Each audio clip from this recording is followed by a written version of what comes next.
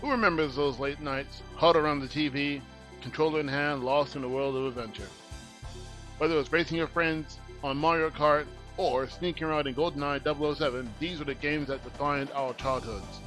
So, get ready for a nostalgia trip because if you grew up playing games, you definitely would have played these classics. Gaming in the 1990s and 2000s was something special. No microtransactions, no constant updates, just pure fun. Today, we're looking at 10 video games that everybody played during their childhood. Whether you had an N64, a PlayStation, or a Game Boy, these are the games that shaped a generation. So, let's jump in. Starting off with number 1, The Legend of Zelda Ocarina of Time on the N64. The Ocarina of Time wasn't just a game, it was an experience. From stepping into Hyrule for the first time to facing Ganondorf as I am right now in that epic final battle, this game made us feel like real adventurers. And let's be honest, the gameplay, the music, the atmosphere itself made this game a must play. And let's also be honest, we all got stuck in the water temple at least once. But Zelda was just the beginning. Another game that blew our minds with its leap into the 3D platforming world was none other than number 2, Super Mario 64 for the N64. For many of us, including myself, Super Mario 64 was our first taste into 3D gaming. We were so used to playing Mario on the Super Nintendo when he was 2D that when he made his entry into the 3D world, it took the whole gaming world by storm.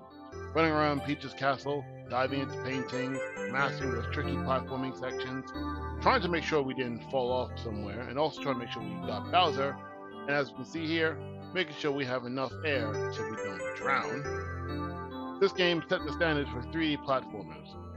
And let's be honest, who else tried to grab the penguin and accidentally drop it off the cliff? I'm pretty sure I did that once or twice.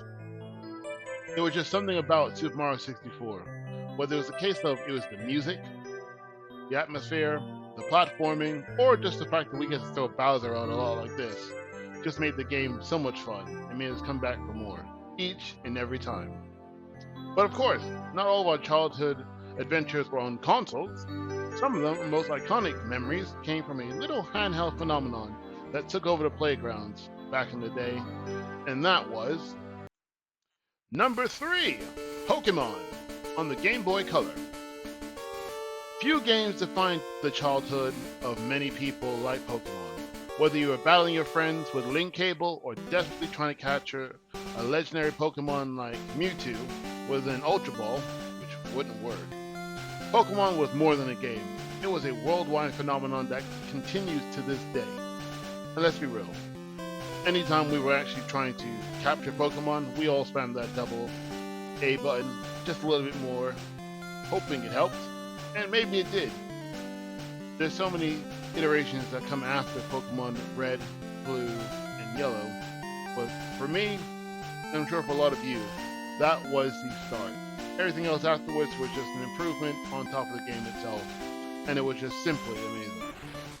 So, if you're loving this trip down memory lane so far, don't forget to hit that subscribe button so you don't miss any more nostalgic gaming content, and hit a like and a comment as well, and let YouTube know that you like videos like this so more people can see it. So, let's keep this nostalgia train moving, and let's go over to number 4, Crash Bandicoot on the PlayStation 1.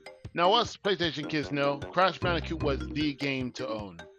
Why? The tight platforming, the controls you had to get really well in order to make sure that you didn't hit something or die, the hilarious death animations, and that intense boulder chase level really made the game unforgettable. But let's be real, the fact that we got to be invincible for a while as well, while wearing the mask, was just so much fun. And also, hitting all those enemies just felt so good, and also just right here, making sure, boom, the little sense of danger. If we hit that TNT, we will blow up. If you beat the original trilogy as a kid, you were a certified gaming legend by pretty much all people that are around you. But speaking of bragging rights, nothing tested friendships or screen peeking skills quite like this next N64 classic, which is Number 5, GoldenEye 007. If you had an N64, GoldenEye 007 was the multiplayer game to play.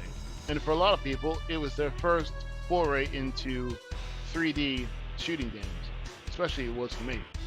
One of the first and best movie game adaptations was GoldenEye 007.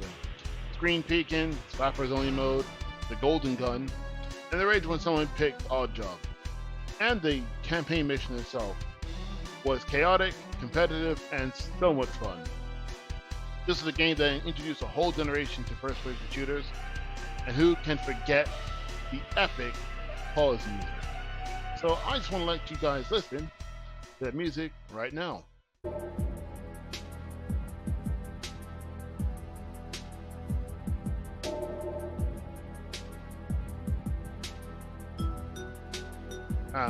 There's just nothing like it. For some reason, that song was ahead of its time. But sometimes you didn't need realistic graphics or serious gameplay to have a blast. Sometimes all you needed was a bird, a bear, and a whole lot of collectibles.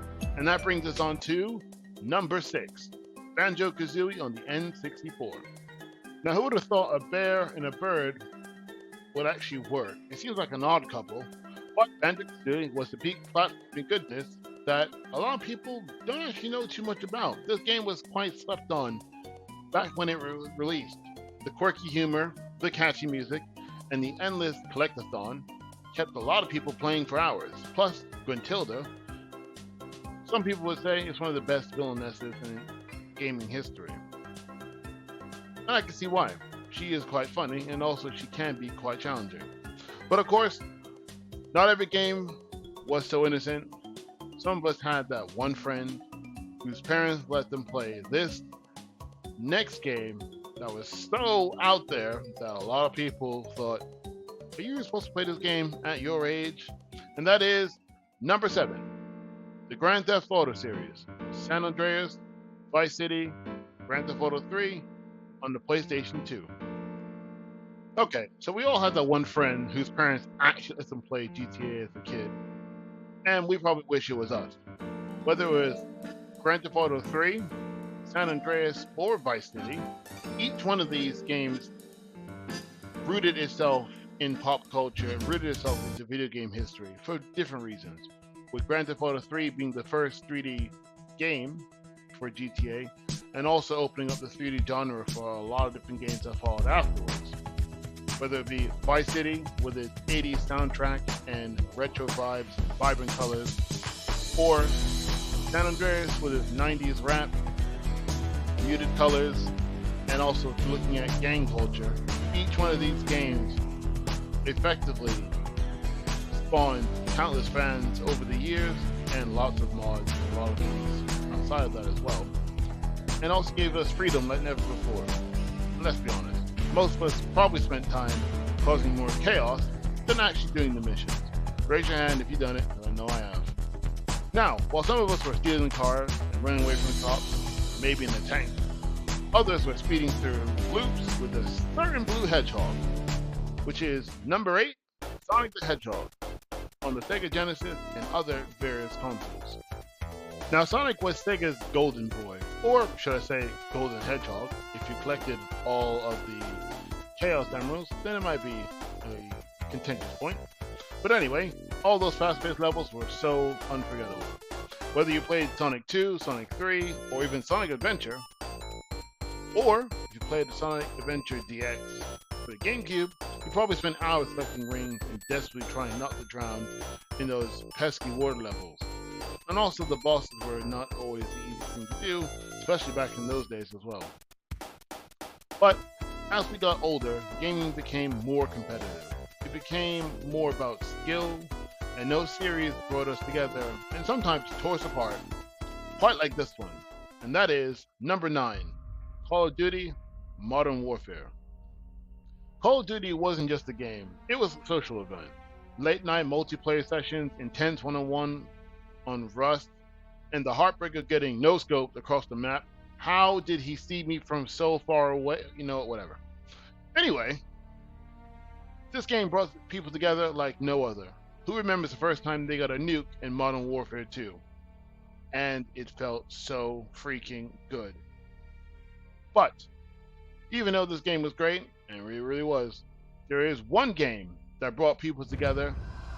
It created rivalries between family and friends, parents and siblings, and it's this all-time classic, which is number 10, Mario Kart for the N64. I gotta say, no childhood gaming list is complete without Mario Kart 64. It was the first that birthed a lot of competitors like Donkey Kong Racing, Crash Team Racing, and then it had its own iterative games with Mario Kart Deluxe, Mario Kart Double Dash, and so on. But the original, you can't beat. It was fun, it was chaotic, and probably responsible for more broken friendships than any other game. And we all know you could be leading the entire race, only to get hit by that one blue shell right before the finish line, and that's tough. And so these are the 10 most nostalgic childhood games that we all grew up with. Whether you were saving Hyrule, catching Pokemon, racing your friends in Mario Kart, these games were such a huge part of our childhoods. So, which one was your favorite? Let me know in the comments, and if you love gaming nostalgia, don't forget to like, subscribe, and hit that bell for more throwback content just like this. So, we will see you in the next video.